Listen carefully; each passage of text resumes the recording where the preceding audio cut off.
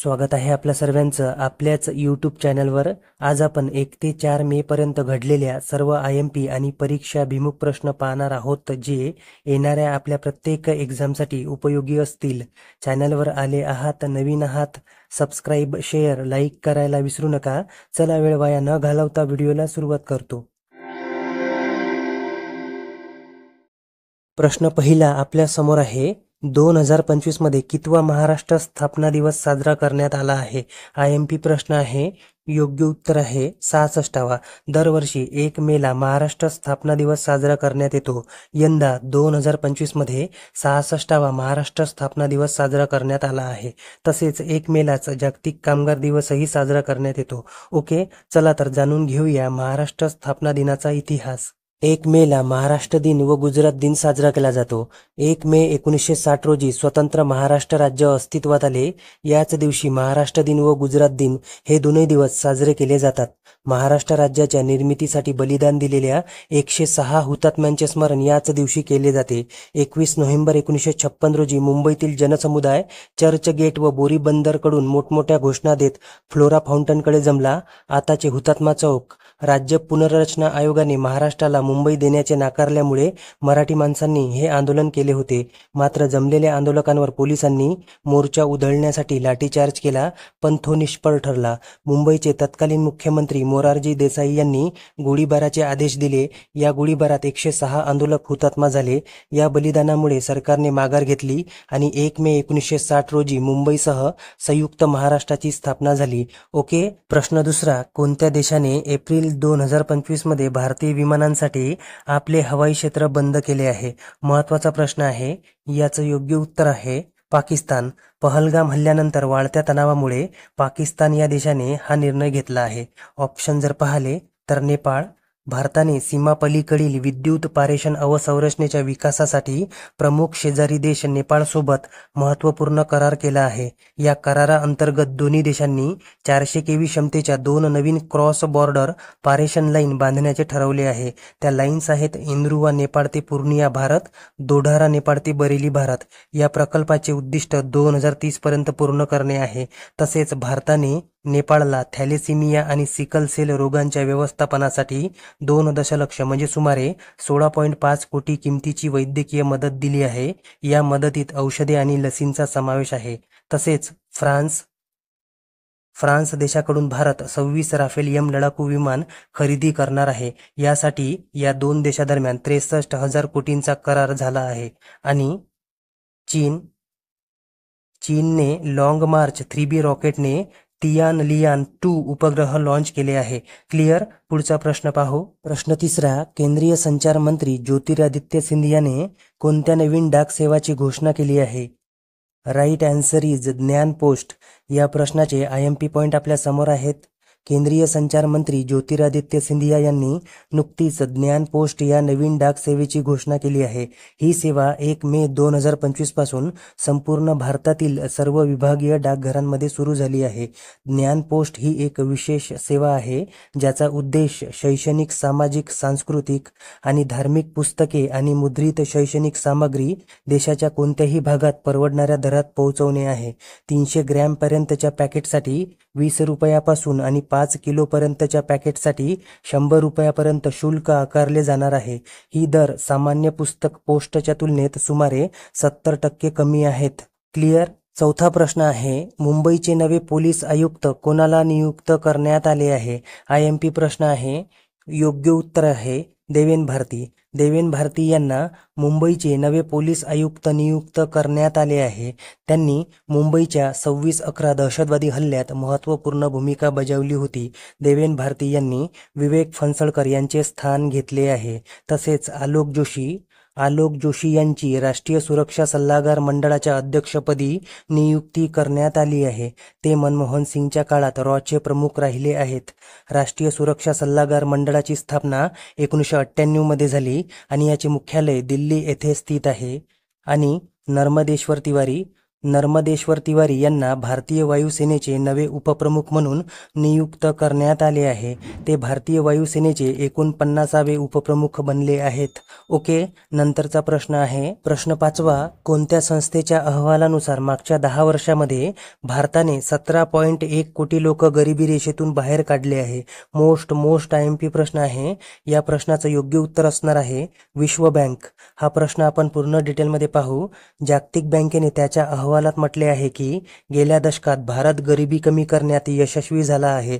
अहवालानुसार भारताने 2011-12 ते 2022-23 दरम्यान 17.1 कोटी लोकांना अत्यंत गरिबीतून बाहेर काढले.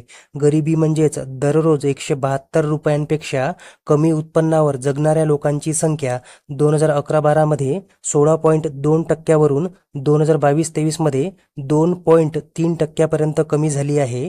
यामुळे 17.1 कोटी लोक दारिद्र्य रेषेच्या वर आले आहेत. जागतिक बँक यालाच IBRD असेही म्हटले जाते. जागतिक बँकेची स्थापना जुलै 1944 मध्ये झाली. याचे मुख्यालय वॉशिंग्टन DC अमेरिका येथे स्थित आहे. अध्यक्ष आहेत अजय बंगा आणि एकूण सदस्य देश आहेत 189. ओके, पुढचा प्रश्न आहे प्रश्न 6वा. IPL मध्ये सर्वात कमी वयात शतक झळकावणारा पहिला खेळाडू कोण बनला आहे? योग्य उत्तर आहे वैभव सूर्यवंशी. वैभव सूर्यवंशी हा IPL मधील सर्वात कमी वयात शतक झळकावणारा पहिलाच खेळाडू बनला आहे. त्याचे वय 14 वर्ष 32 दिवस इतके आहे. त्याने 35 बॉलमध्ये हे शतक झळकावले आहे. राजस्थान रॉयल्स या संघाचा तो खेळाडू आहे आणि गुजरात टायटन्स विरुद्ध त्याने हे शतक झळकावले होते आणि वेगाने शतक बनवणारा तो दुसरा खेळाडू बनला आहे. पहिला खेळाडू हा क्रिस गेल आहे. क्रिस गेलने 30 बॉलमध्ये शतक झळकावले होते. क्लिअर. 7वा प्रश्न आहे आशियाई योगासन क्रीडा स्पर्धा 2025 मध्ये भारताचे स्थान कोणते आहे? राईट आन्सर इज पहिले. आशियाई योगासन क्रीडा स्पर्धा 2025 मध्ये भारत प्रथम स्थानावर आहे. भारताने एकूण 87 पदक पटकावले आहे. यामध्ये 83 सुवर्ण, 3 रौप्य आणि 1 कांस्य पदकाचा समावेश आहे. या स्पर्धेचे आयोजन दिल्ली येथे करण्यात आले होते. यंदाचे हे दुसरे संस्करण होते.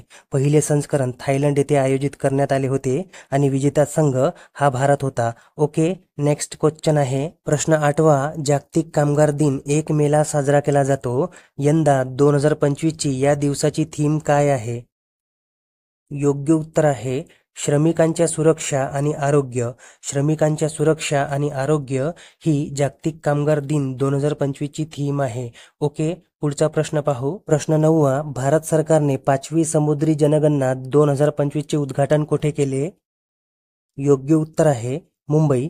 भारत सरकारने 5वी समुद्री मत्स्यपालन जनगणना एप्रिल 2025 रोजी मुंबईत आयोजित तटीय राज्य मत्स्यपालन संमेलनात सुरू केली. या महत्त्वपूर्ण कार्यक्रमाचे उद्घाटन केंद्रीय मत्स्यपालन, पशुसंवर्धन आणि दुग्ध व्यवसाय मंत्री राजीव रंजन सिंग यांनी केले. यासाठी भौगोलिक डेटा गोळा करण्यासाठी व्यास नाव हे मोबाईल ॲप विकसित करण्यात आले आहे. हे IMP आहे. ओके, नंतरचा प्रश्न आहे प्रश्न 10वा. भारतीय चित्रपटाचे जनक दादासाहेब फाळके यांची 30 एप्रिल 2025 रोजी कितवी जयंती साजरी करण्यात आली आहे? राईट आन्सर इज 155वी. दादासाहेब फाळके यांची 2025 मध्ये 155वी जयंती साजरी करण्यात आली आहे. ओके, पुढचा प्रश्न पाहू. प्रश्न 11वा. आर्टिफिशियल इंटेलिजन्समध्ये भारतीय महिलांना सशक्त बनवण्यासाठी AI किरण पहलची सुरुवात कोणी केली आहे? महत्त्वाचा प्रश्न आहे. योग्य उत्तर आहे कीर्तिका रेड्डी. कीर्तिका रेड्डी यांनी आर्टिफिशियल इंटेलिजन्समध्ये भारतीय महिलांना सशक्त बनवण्यासाठी AI किरण पहलची सुरुवात केली आहे. ऑप्शन जर पाहिले तर कमला प्रसाद बिसेसर, भारतीय वंशाच्या कमला प्रसाद बिसेसर या त्रिनिदाद आणि टोबॅगो देशाच्या प्रधानमंत्री बनल्या आहेत. तेजपाल भाटिया यांना अमेरिकी अंतरिक्ष कंपनी Axiomचे नवे CEO नियुक्त करण्यात आले आहे. आणि निपुण अग्रवाल हे एअर इंडिया एक्सप्रेसचे नवे अध्यक्ष बनले आहेत. क्लिअर. 12वा प्रश्न आहे भारत आणि कोणत्या देशाने जून 2025 मध्ये खूप वर्षानंतर तीर्थयात्रींसाठी कैलास मानसरोवर यात्रा सुरू करण्याचा निर्णय घेतला आहे? राईट आन्सर इज चीन. कैलास मानसरोवर पर्वत हा तिब्बत, चीन येथे आहे. येथे यात्रा करण्यासाठी विजा आवश्यक असतो. ओके, नंतरचा प्रश्न पाहू. प्रश्न 13वा. नुकतीच आयुष्यमान वय वंदना योजनेची सुरुवात कोणत्या राज्य अथवा केंद्रशासित प्रदेशाने केली? योग्य उत्तर आहे दिल्ली. हा प्रश्न आपण पूर्ण डिटेलमध्ये पाहू. दिल्ली सरकारने आयुष्यमान वय वंदना योजना 28 एप्रिल 2025 रोजी सुरू केली.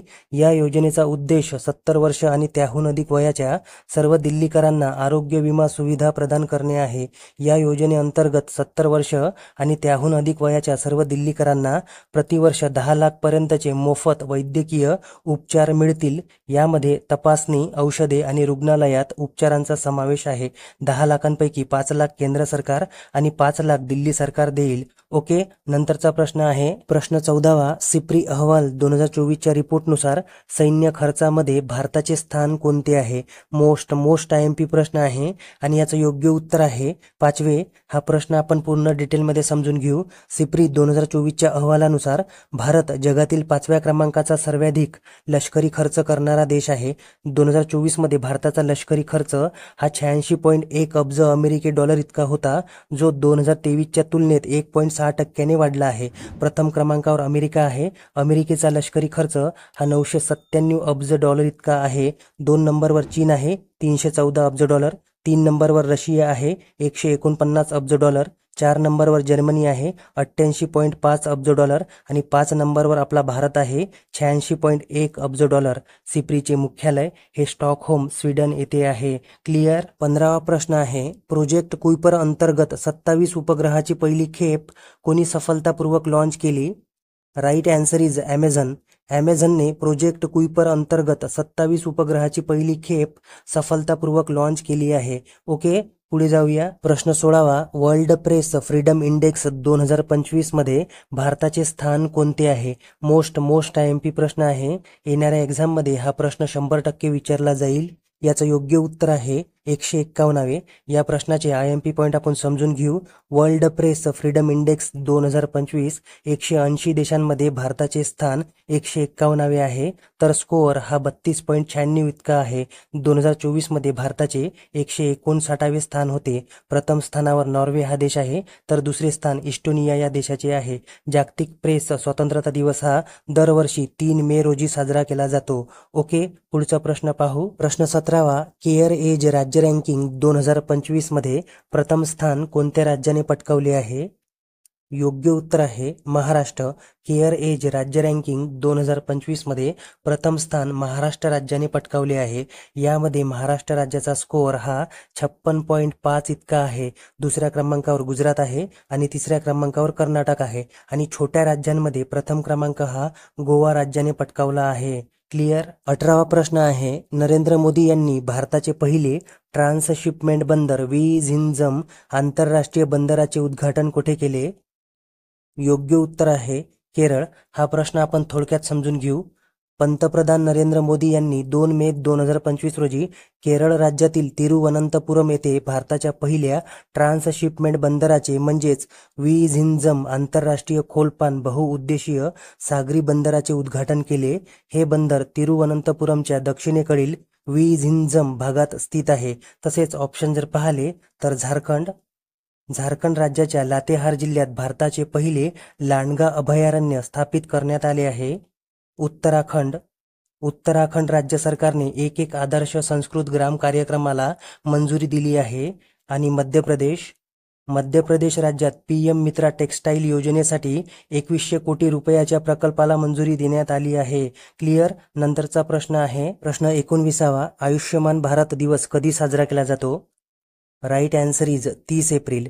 30 एप्रिल रोजी आयुष्यमान भारत दिवस साजरा केला जातो. पहिल्यांदा हा दिवस 30 एप्रिल 2019 रोजी साजरा करण्यात आला होता. ओके. नंतरचा आणि शेवटचा प्रश्न आहे प्रश्न 20वा. फुटबॉल स्पर्धेचा कोपा डेल रे कप 2025चा किताब कोणी जिंकला आहे? योग्य उत्तर आहे FC बार्सिलोना. ओके. धन्यवाद विद्यार्थी मित्रांनो. Thanks for watching.